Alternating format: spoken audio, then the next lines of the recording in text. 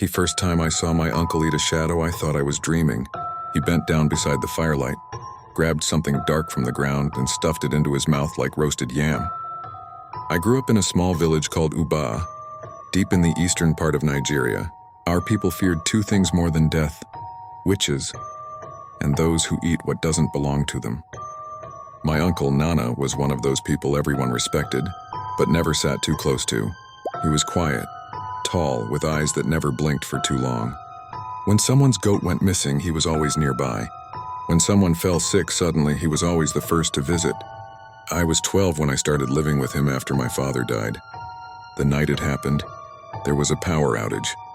The moon was red, not bright but dull and strange, like blood mixed with smoke.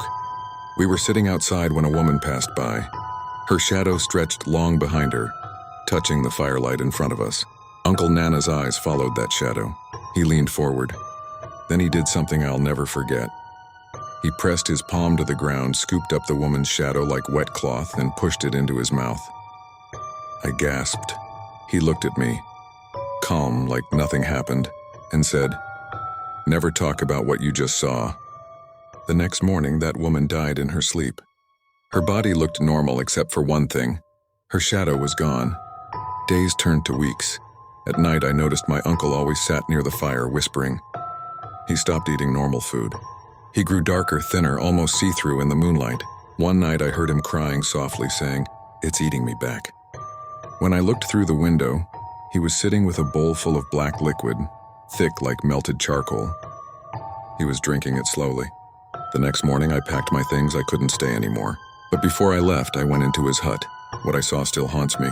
There were drawings of people on the wall, but none of them had shadows. And in the center of the room was my uncle's mat. He was lying there, face pale, eyes wide open, and on the ground beside him was a shadow that wasn't his.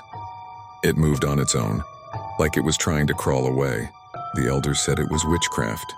They burned his body before dawn, but that night, as the flames died, I saw something stretch behind me, my own shadow, growing longer than before.